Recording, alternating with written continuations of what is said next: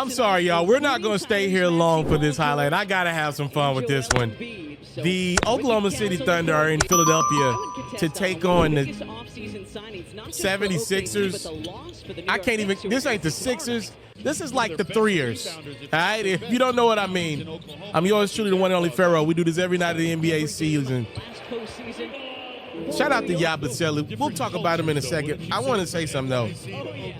The Oklahoma City Thunder are clearly the best team in the West, and I know they just lost to Cleveland. There are a lot of people out there that believe this is the best team in the NBA despite all of that, right?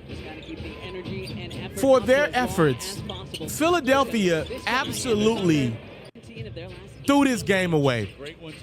Tap in with my sponsor, Underdog. Use the promo code FERRO. I'm going to match your first deposit up to $1,000. But let me read this injury report to you guys for this game. With the #1 team in the West in your building and your playoff hopes fleeing, and if I'm not mistaken, Embiid didn't play last game. I don't know what's going on here. This Philadelphia injury report is disgusting.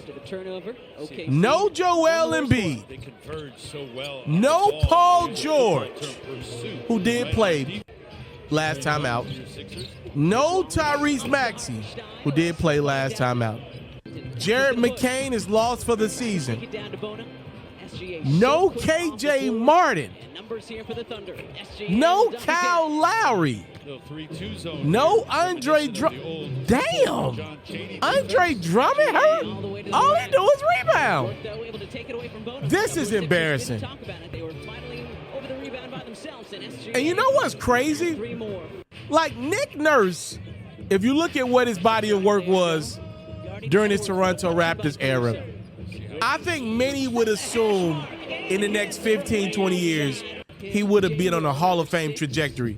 Able to win a championship in a small market, not even in a country market. You know, he could always say, the moment I had a championship contending team, I won that bad boy. And there were seasons where Nick Nurse maximized the Raptors as best he can. This has been disgraceful for him. He doesn't look anywhere near the coach we've seen in Toronto. He's not on a Hall of Fame trajectory anymore. Hell, if anything, he's on the verge of unemployment. I'm not saying that they're going to fire him, but one more year it is with what they're paying. Yeah, okay. And let's be clear. I just want to put this out there. I want to highlight, real quick, I want to highlight YABUSELE. Like, YABUSELE has come to play pretty much every night his number's been called. And I hate for him and Jared McCain before he got hurt, which injuries are a part of this thing. These young dudes have been so terrific, and they are being dealt a terrible hand. This Sixers team is a terrible team. They not beating OKC with what they put out on the court. I didn't watch a second of this damn game. They don't have a chance in hell at beating this OKC team. The Thunder they're the complete opposite. The Thunder only have one superstar borderline. They don't have a lot of star power. They have a lot of role players, guys you wouldn't know by name. But every night they come to work and play hard. It's going to be SGA, but you don't know who's going to be number 2 or 3 any given night. But it could be like 8 guys. Yeah, they're not beating this team. Look at this. He just put a freaking buzzer-beating dunk down. SGA just had a buzzer-beater dunk. If the Thunder wanted to, they could not have their top 7 guys come out of the locker room for the third quarter of this game, and they would still win. With 5 points, 4 rebounds, a couple assists, and 3 steals now. Even if Philadelphia gets a lottery pick, what does that mean? You know, like, they don't have spots for guys. I think they're committed to Tyrese Maxey. I mean, obviously, I know they're financially committed to him, but I think he's their guy going forward. I don't think they would trade Maxey right now. Anything removed of getting, like, a superstar, I don't think they would trade Maxey. I don't know where Philadelphia's with Embiid after this year. This has been pretty embarrassing, but I know he just got a new contract right before the season, right? So, like, you just paid Paul George. Nobody's trading for that contract. So your point guard, your small forward, and center, you don't even have a spot for a lottery pick. You have a lottery pick from last year that was well on his way to winning Rookie of the Year. So you might as well lock up that two-guard spot when McCain comes back. So all you have available is the 4 for a lottery pick. I mean, we know Cooper Kupp's going to be great, but outside of him, if Philadelphia doesn't get the number 1 pick, I don't know what they do with a top pick. This team is locked in. Sixers are right in this one.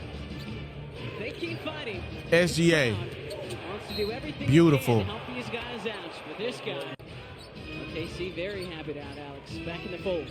Yeah, it gives him another defender. It gives him every play. It's off of SGA's greatness. Williams. And I'm not really the biggest fan of slow motion basketball, but SGA is at that spot in his career where he's just better than anybody guarding him. He's put the work in, and he can do whatever the hell he wants in the regular season. The Thunder are going to be successful. They are a exceptional regular season basketball team. This crowd knows how hard these guys are fighting. Council thought he was fouled. Instead, another Sixers turnover. And Joe with the to me, they look a little more crisp than the Cleveland Cavaliers do. And again, the Cavs are chasing history, so I mean, I don't want to poo-poo on what they're doing. And they just beat the Thunder, but YABUSELE. Man, I give Philadelphia a lot of credit. They fighting, dog. Look at these dudes. This game is closer than it would be if... I'll be damned. I will be damned. This game's closer than if all the guys played. If Paul George played, the Sixers would be down 30 points right now. He would have took 30 shots. 5-point game. Williams.